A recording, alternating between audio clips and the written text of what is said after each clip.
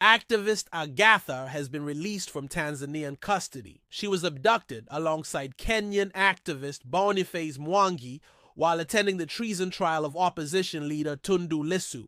Reports indicate that both activists were subjected to severe torture by Tanzanian security agents. Mwangi was released and is currently receiving medical attention in Nairobi. Atuhaire was found at the Ugandan border, also bearing signs of torture. They were reportedly abducted on May 19, 2025, while in Dar es Salaam.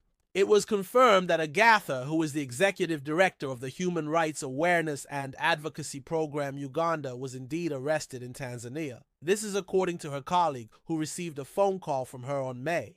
During the call, Agatha mentioned that she was being held at the Kimara police station in Dar es Salaam.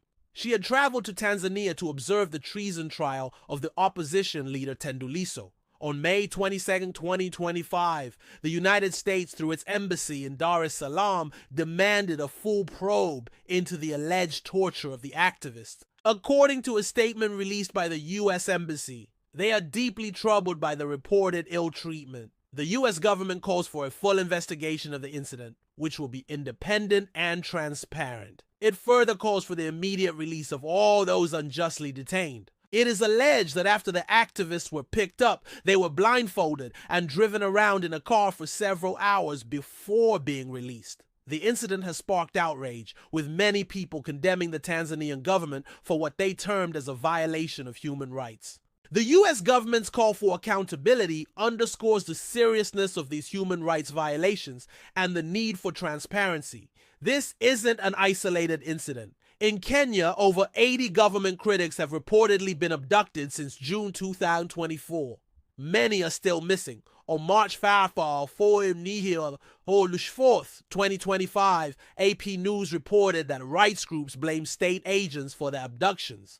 The report indicates that most of those taken away by people believed to be government agents have been spirited away to undisclosed locations, and their whereabouts remain a mystery. The worrying trend is making many Kenyans to live in fear. On March 5, 2025, Al Jazeera reported that the victims' families are now seeking help from the African Court on Human and People's Rights based in Arusha, Tanzania. According to the court, it is the duty of states to protect the lives and security of individuals under their jurisdiction. At Buzz Current, we stand for truth and justice. Subscribe to stay informed about stories that matter.